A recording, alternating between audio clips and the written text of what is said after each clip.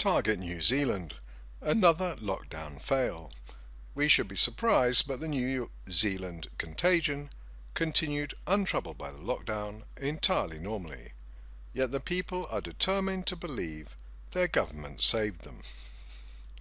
Note to censors that we use only government data. If you have a problem with the results, speak to the government. Here's the full chart for New Zealand, 11th July data. See our Charts and Stats Essentials video if you're not familiar with our charts. New Zealand, as a Far East nation, has an experience 100 times better than the agenda centres, 122 times UK, 133 times Belgium, 350 times New York City. Yet their government is determined to be an autocratic nightmare, and some people are still loving it, determined to enjoy their misery. Here's the growth analysis charts focusing on the period up to 30th of April. We'll look at these in more detail in a moment.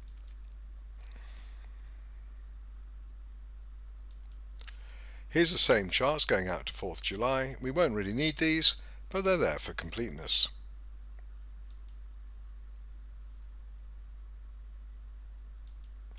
Back to the more focused charts to 30th of April, and we're going to have to make the same points we always have to make to debunk the nonsense that's been peddled and which has indoctrinated entire nations.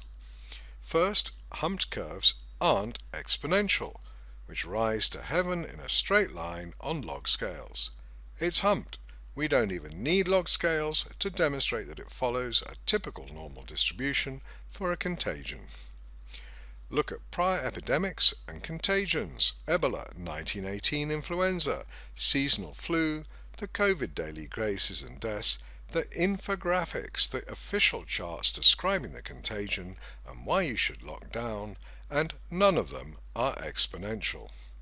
All of them are humped, normal or quasi-normal, for contagions where lockdown wasn't even a meme, and when the official charts show you humped curves as their theory, you should perhaps stop believing in the nonsense of exponential. That is a lazy use of the term to describe the first few generations of the virus when they're referring to the curve curling up. But curve curling up is a natural part of the normal distribution also, and there's a critical point which of course no one has pointed out to you. So back to basics. This is a normal distribution, so named because it is so damn common it is everywhere, including here in contagions. You can argue that it should be logistic, log normal, Gompertz, but it doesn't matter in the slightest. It is still a darn sight more accurate than the nonsense that's been peddled by Ferguson et al. And by people who've been selling you exponential.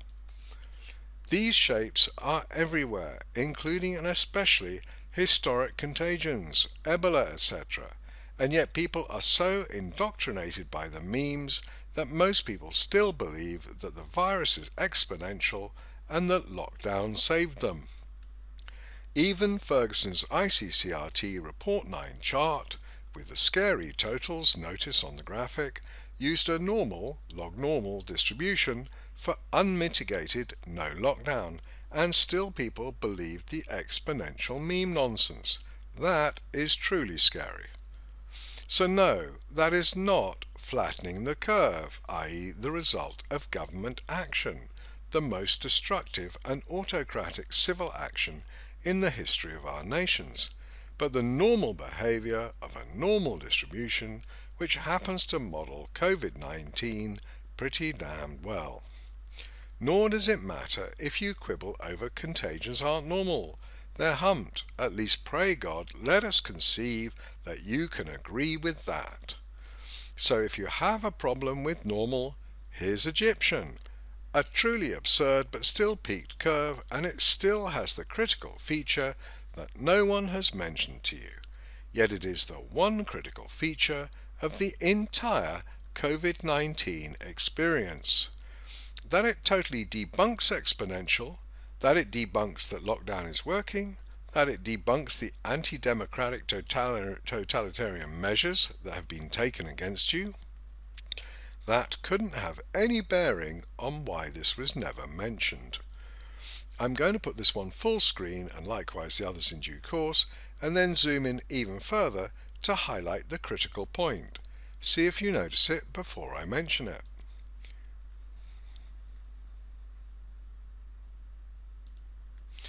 Here's the hint.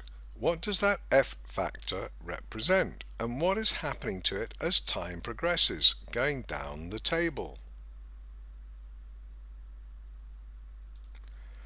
That's the growth rate of the virus, or Egyptian plague, take your pick, each day. And what is happening to it?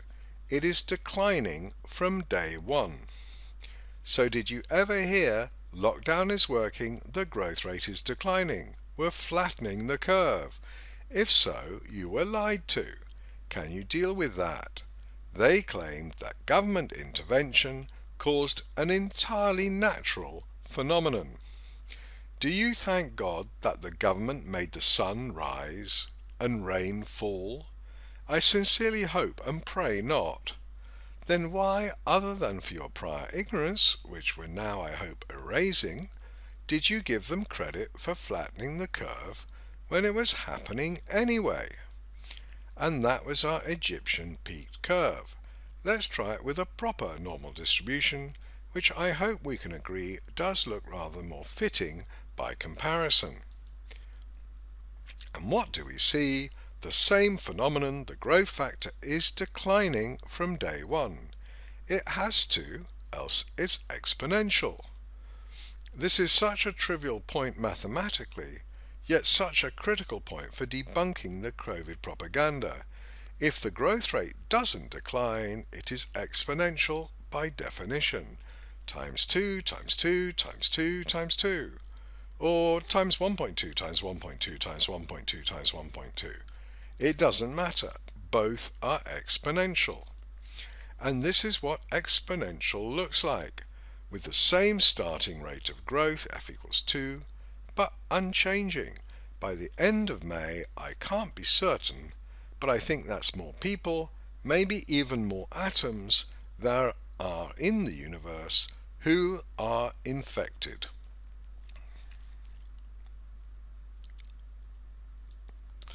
But we don't want to be unfair to Ferguson.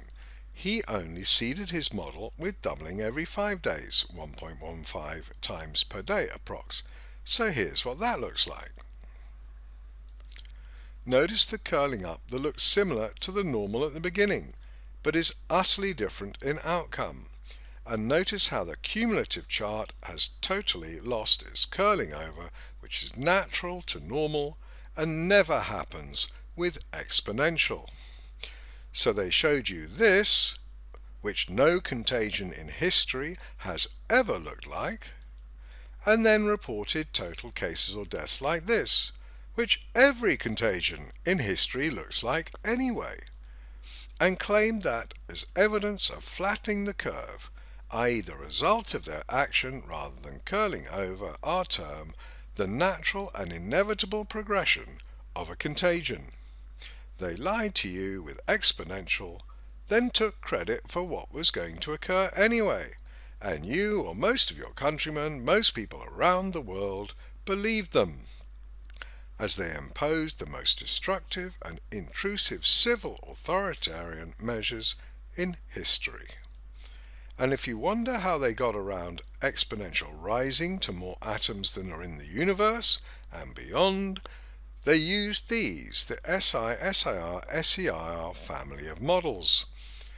As the E.X line shows, their models had the fraudulent exponential built into their models, so it rose exponentially to peak straight line on log scales as here, then curled over sharply and crashed exponentially to 0. These are the primary epidemiological models in today's science, and they don't model any real-world virus in the slightest. They simply return the massive proportion of whatever population you enter as infected. Great for scaring you, utter nonsense or non-science for proper analysis. Epidemiology, which under far normal distributions began with honour, has sunk into dishonour and fraud, and you are the victims. And if you wonder how accurate they are, Here's no lockdown Sweden that they're supposed to model using Ferguson's seed growth rate, and Sweden's real data is roadkill, squashed at the bottom of the chart. And Sweden is the 5th worst hit nation in the world, still not number 1 despite no lockdown, and the subject of massive fraud along with the UK, USA and core EU nations. But that's the topic of other videos. So if you had any illusion that the government was being straight with you, hopefully you've begun to see how they lied to you. And let's move on to proper analysis to show you exactly what happened in New Zealand. Remember that critical observation that for a peaked curve, growth rates are declining from day one. There's a remarkable and extremely convenient feature of the normal distribution as opposed to the logistic, log-normal or Gompertz or whatever other quasi-normal path you'd care to choose. They are so closely related you could pick any of them and do a far better job than the criminally fraudulent claims of the government and Ferguson. But normal fits extremely well, see our World Tour videos, and has this rather unique and convenient feature. Yes, the growth rate is declining from day one. It was never exponential, it's a feature of any peaked curve. But look at the change in growth rate. F is the day-to-day growth in cases here, for example. G is the growth decline factor, today's growth rate or factor, divided by yesterday's growth rate or factor. That ratio is constant for normal distributions, and that makes it a very convenient feature indeed. Recall that for exponential, the growth rate is constant and shows as a straight line on log scales. Exactly the same is true here. The constant change in growth rate will show as a descending straight line on log scales. Just for emphasis on our Egyptian curve, although F is declining, the rate at which it is declining, G, is not constant. So what do we see if we analyse New Zealand's chart to 30th of April? Those descending straight lines are the hypothetical growth rates from two sources. One, the blue auto-fit normal distribution for New Zealand's cases, and deaths on the right, and the dashed green, a manually assigned decline in growth rate at a constant growth decline rate per a nominal normal distribution. Growth rate is on a log scale on the left-hand axis. When the line hits 1, that's unity, peak in the middle of a contagion. I'll put it full screen and then we'll zoom in even closer and focus only on that top left chart.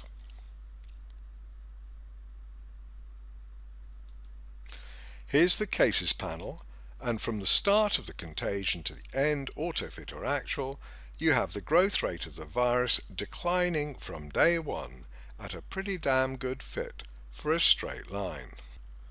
Overwhelmingly, it's the fact that it was declining already and from day one that is utterly critical.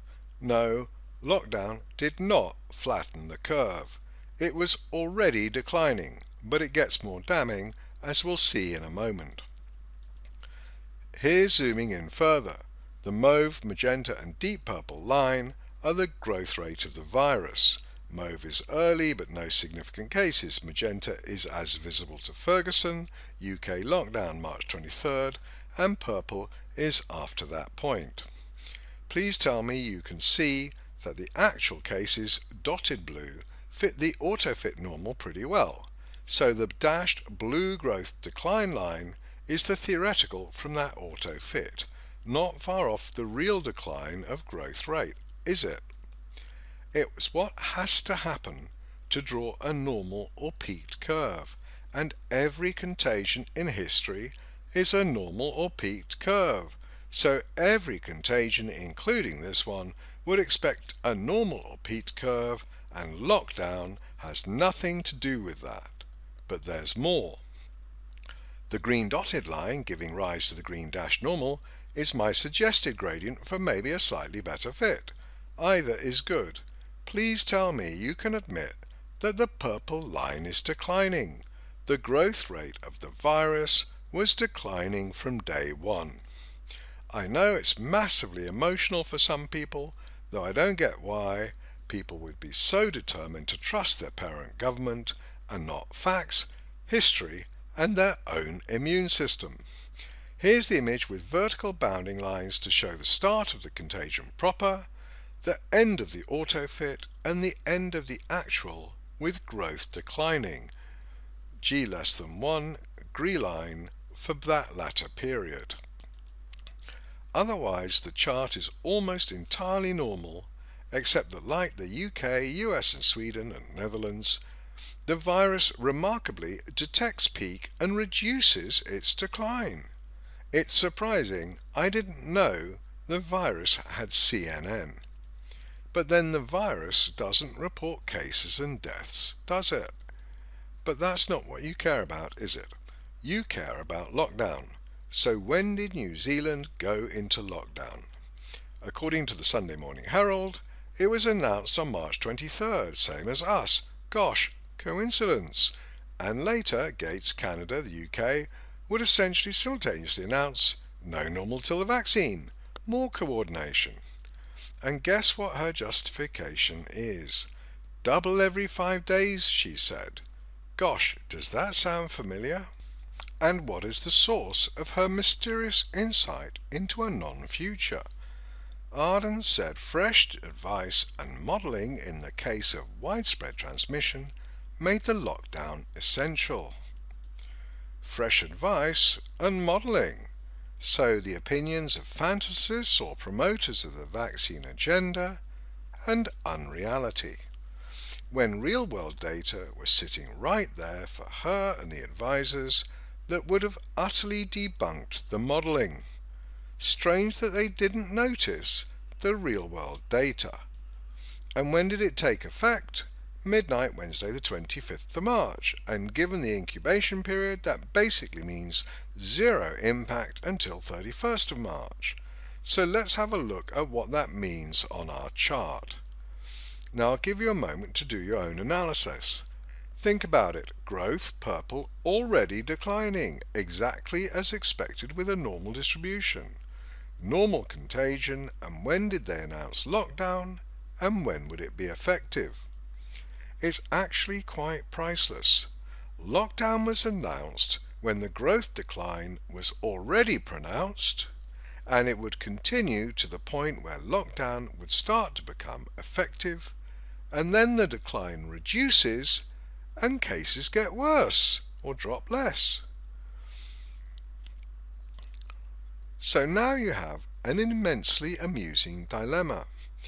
You managed to go into lockdown precisely at peak when it was all over, heading down now, bye-bye. And far from growth decline accelerating, steepening, growth declines faster, it reduces. More cases than a continuing, constant normal growth decline would have given rise to. It's precious. Now your dilemma is simple.